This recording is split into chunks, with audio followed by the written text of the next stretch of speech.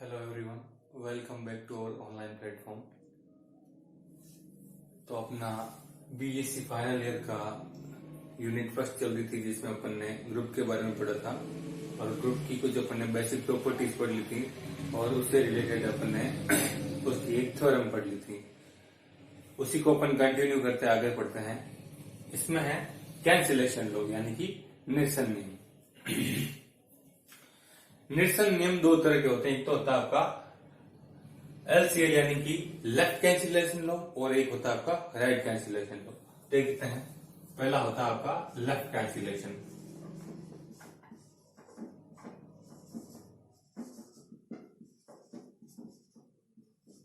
Left cancellation law, इसको बोलते हैं वाम निरसन नियम।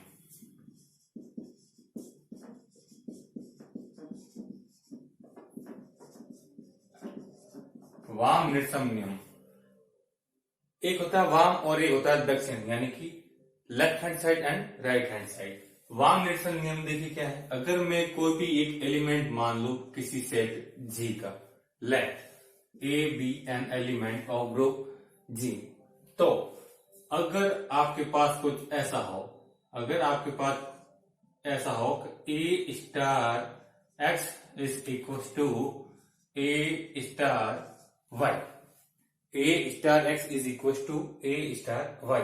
अब देखिए बीच में इक्वलिटी है, यहां भी ये है यहां भी है। थोड़ा सा देखने में लग रहा है ना कि ये लेफ्ट साइड से कैंसिल हो रहा है। ये है इसका लेफ्ट साइड और वो है उसका राइट साइड। तो ये लेफ्ट साइड से ए आपका कैंसिल हो रहा है, इसका मतलब ये लेफ्ट साइड से कट हो रहा है। इसको काटना नहीं है, बस ऐसे ही शो करना, अपने को दिख रहा है कि हाँ ये लेफ्ट साइड से कट रहा है। तो इसको बोलते हैं लेफ्ट कैंसिलेशन लॉ। ये लेफ्ट साइड से ए कट सकता है, तो इसको बोलते हैं लेफ्ट कैंसिलेशन लॉ, यानी कि वाम निरसन नियम। इसी तरह से दूसरी बात राइट कैंसिलेशन लॉ।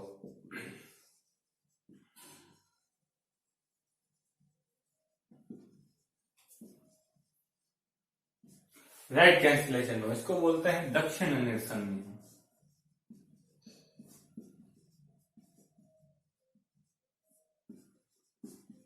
दक्षिण निरसन नियम, यानी कि अगर कोई भी आपका एलिमेंट अगर राइट हैंड साइड से कट हो रहा हो और उसके बाद में जो भी आपकी इक्वलिटी बचे, अच्छा यहाँ पर इसको कट करने के बाद में आपको क्या एलिमेंट मिलेगा, ए से ए बाय द कट हो जाएगा तो आपका मिलेगा X is equal to Y.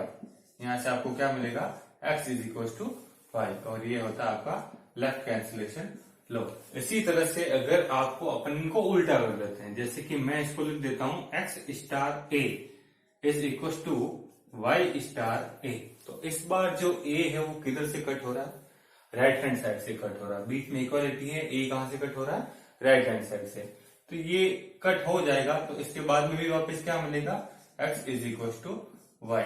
तो ये हो जाएगा आपका राइट कैंसिलेशन लॉ। तो निरसन नियम दो तरह के होते हैं, एक तो होता है लेफ्ट कैंसिलेशन लॉ और एक होता है right cancellation law. Left cancellation law में जो लेफ्ट के एलिमेंट होते हैं वो आपस में कट होते हैं, और राइट कैंसिलेशन लॉ में जो राइट साइड के एलिमेंट होते हैं वो कट होते हैं। ये था अपना कैंसिलेशन लॉ। इसके बाद में इसकी नेक्स्ट कोई थ्योरम है, देखते हैं।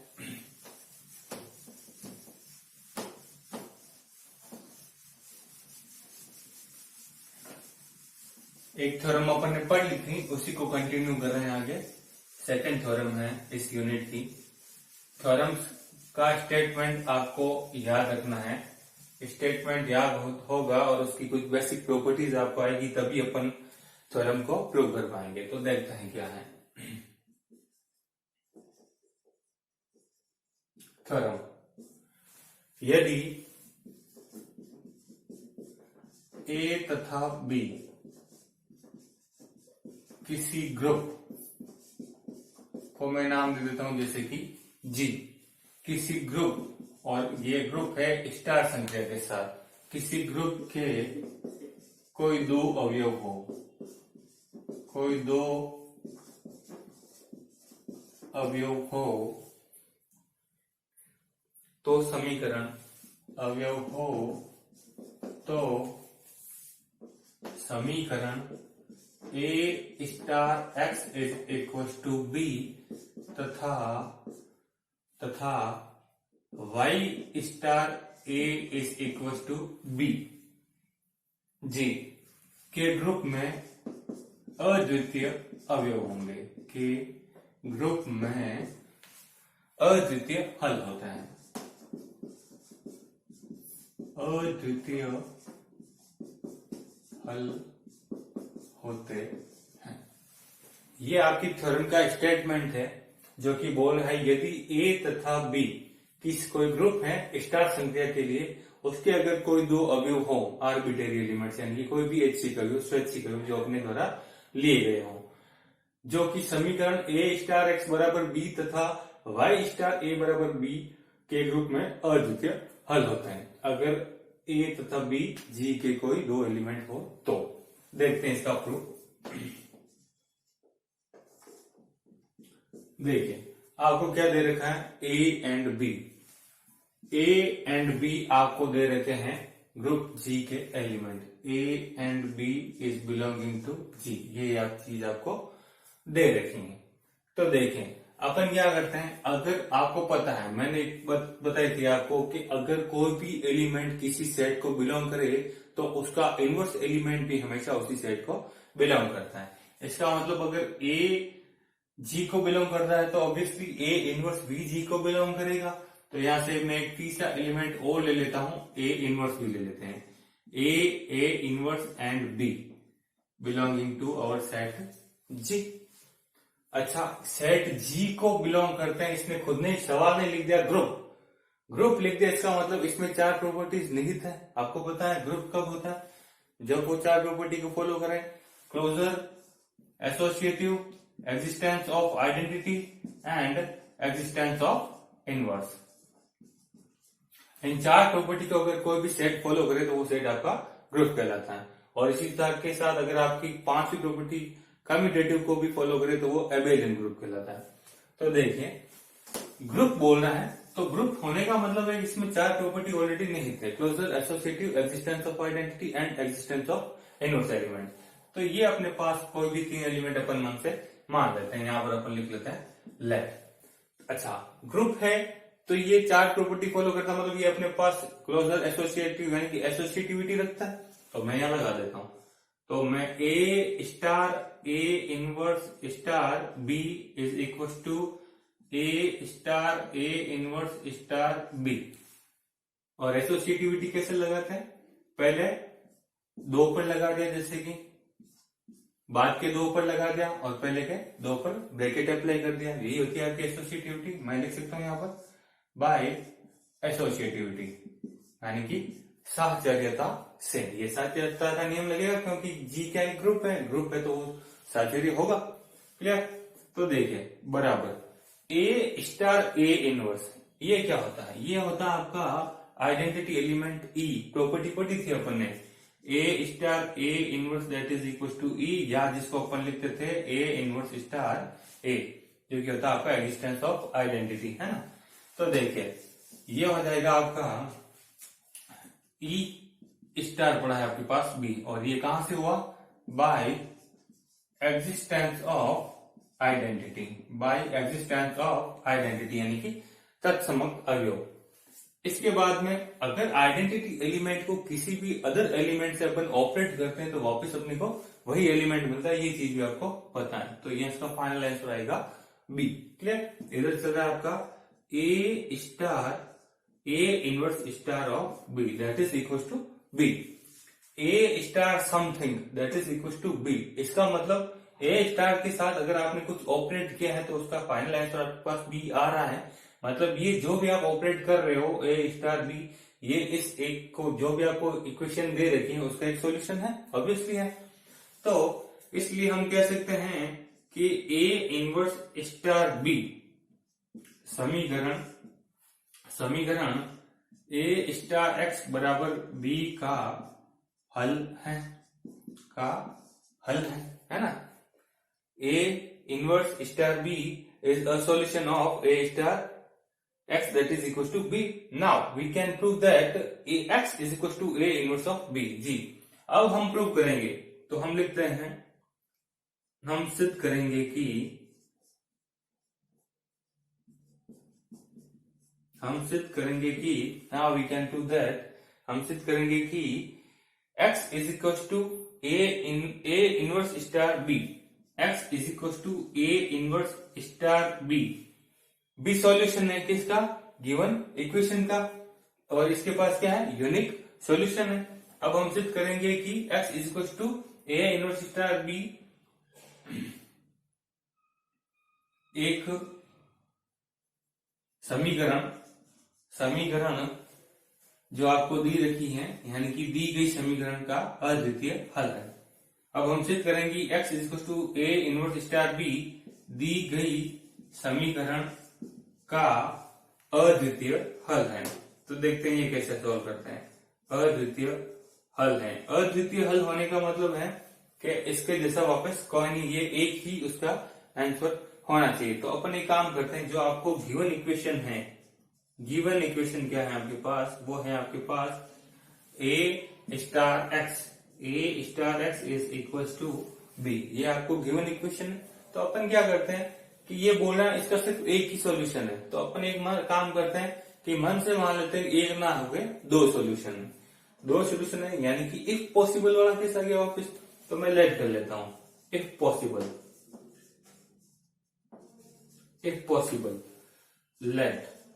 लेट कर लेते हैं x1 और एक लेट कर लेते हैं x2 और एक x2 भी टू सॉल्यूशंस, यानी कि two solutions of given equation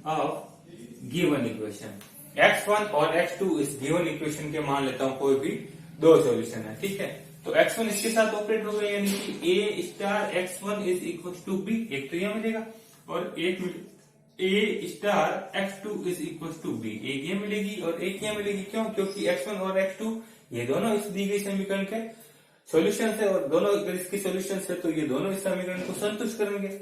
इसको कहते थे समीकरण नंबर 1 और इसको कहते थे समीकरण नंबर 2, ठीक है।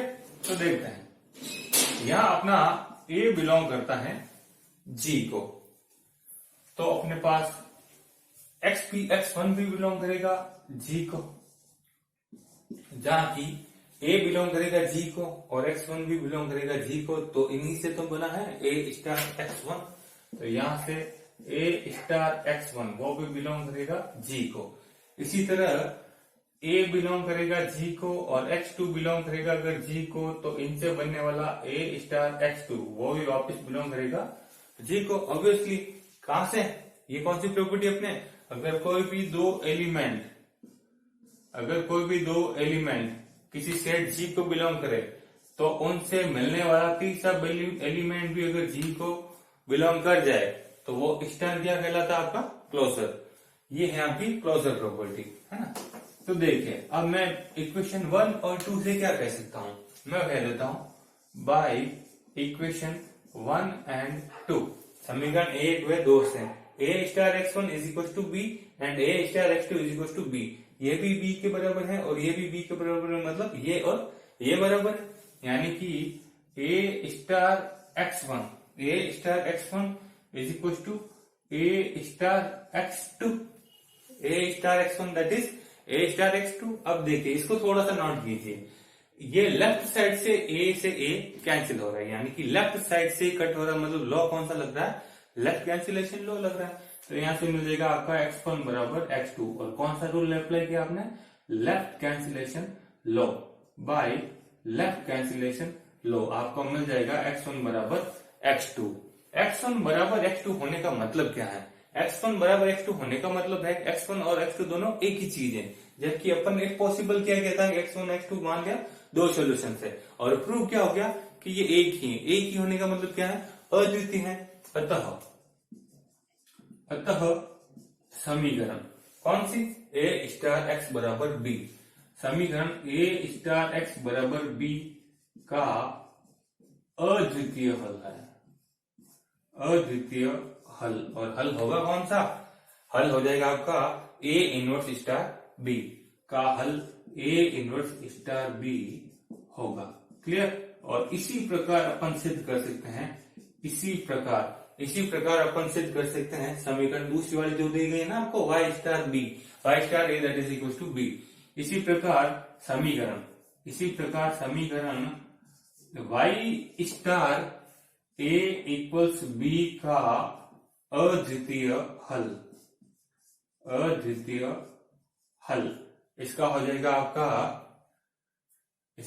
आपका b स्टार a इनवर्स। अपन b को उधर भेज देंगे ना, a को उधर भेज देंगे तो उधर जाकर वो इनवर्स हो जाएगा, b स्टार a इनवर्स होगा। तो ये थी आपकी थ्योरम। a और b अगर किसी सेट g के अगर कोई एलिमेंट हो तो दो समीकरण है अपने पास, a star x equals to b and एक है आपके पास y star a equals b में अद्वितीय हल होते हैं, और ये है इनका प्रूफ। तो आई होप आपको समझ में आया होगा। इसके बाद में नेक्स्ट थ्योरम है आपके पास, एक्चुअली नेक्स्ट थ्योरम नहीं है, नेक्स्ट क्वेश्चन है, तो अपन देखते हैं क्या है।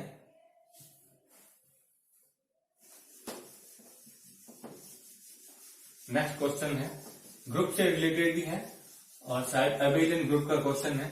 अबेलियन ग्रुप होने का मतलब क्या होता है आपको पता है। अबेलियन ग्रुप कब होता है, कोई भी ग्रुप अबेलियन तब होता है जब वो कम्यूटेटिव प्रॉपर्टी को फॉलो करे। कम्यूटेटिव प्रॉपर्टी मतलब क्रम विनिमयता, और क्रम विनिमयता मतलब a star b is equal to b star a। यानी कि अगर आपको कम्यूटेटिव प्रूव करना है तो बच्चों अपन a और b को वापस इनवर्सली प्रूव करेंगे, यानी कि a b आपका वापस b a मिल जाए, a dot b is equal to b dot a, तो वो चीज अपनी कहलाती है कम्यूटेटिव। देखते हैं, तो इस पर बेस्ड अपना एक एग्जांपल है, यदि किसी ग्रुप के प्रत्येक अवयव a के लिए a स्क्वायर बराबर e, तो सिद्ध करो कि g एक एबेलियन ग्रुप है। यदि किसी ग्रुप g, और इस बार संख्या दे रहा है डॉट, कोई जरूरी नहीं है, कुछ भी दे सकता है, o दे सकता है, स्टार दे सकता है, डॉट दे सकता है, क्या है तो o दे सकता है, कुछ भी दे सकता है, संख्याओं का नाम है। तो ये बोल रहे हैं यदि किसी ग्रुप के प्रत्येक अवयव a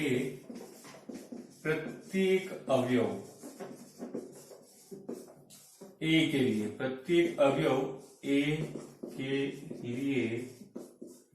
के लिए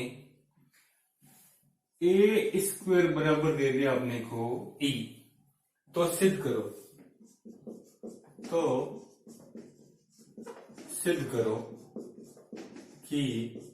करो कि g एक एबेलियन ग्रुप,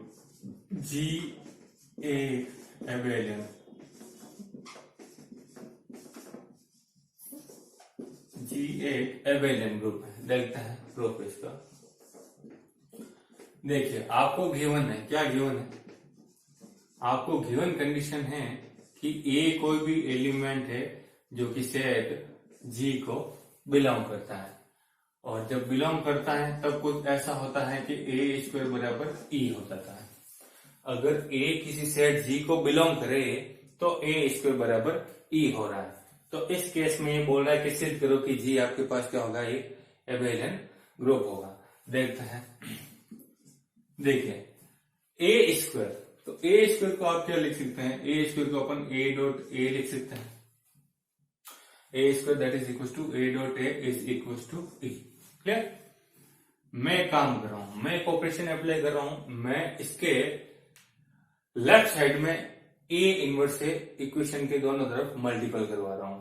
मैंने करवा दिया a inverse dot a dot a पड़ा है, और a इनवर्स कहां से करवाया, थोड़ा आगे की ओर करवाया। जैसा काम इधर करे वैसा काम इधर करना है। इधर आपने आगे की तरफ ऑपरेट किया तो इधर भी आगे की तरफ ही ऑपरेट करना है। a इनवर्स डॉट e, क्या किया अपन ने, मल्टीपल किया है, multiple both the side from a, clear. दोनों तरफ अपन ने a से मल्टीपल किया है। तो देखें ये क्या हो जाएगा, यहाँ पर अपन एसोसिएटिविटी अप्लाई कर सकते हैं, a inverse dot a is equal to a inverse dot e। जब भी आइडेंटिटी क्या है, आइडेंटिटी एलिमेंट है, a is identity element. Identity element को जब भी आप किसी भी नंबर से ऑपरेट करते हैं तो वापस वही नंबर मिलता है, तो इसका आंसर क्या आएगा, ए इनवर्स आएगा। क्लियर? यहां से आ जाएगा आपका ए इनवर्स इंटू ए भी आपका ई होता है, into a is equal to A inverse. A inverse dot e, ये आया है आपका ई, कहां से आया है ये? By existence of identity. Existence of identity property होती है ना अपने पास, A inverse star A that is equal to E. Clear?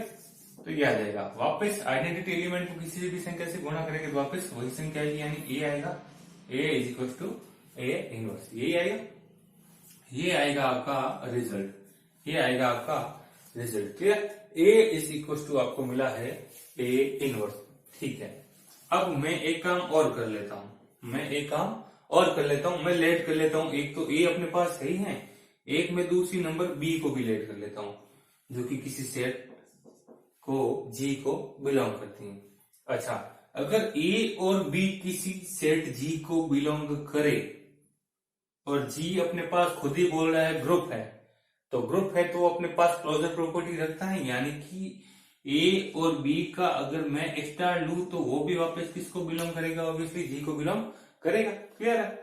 अब ए स्टार बी, पहला अवयव ए है, दूसरा अवयव बी है और तीसरा अवयव आपको ए स्टार बी अलग से मिल गया।